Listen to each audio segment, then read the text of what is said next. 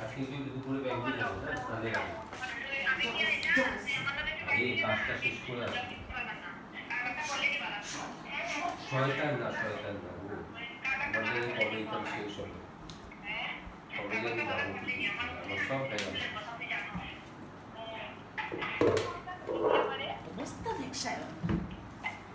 যেমন সুখী সুখী হে শুনতেছে সব কথা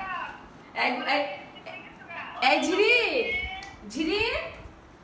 হ্যাঁ কানে লাগে এই মাথায় হাঁটতাছে তো ফোনটা লইয়া তোমরা গল্প শুনতাছে তোমরা গল্প করো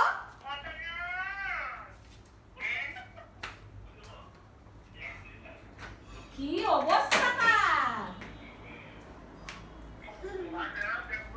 কথা বলো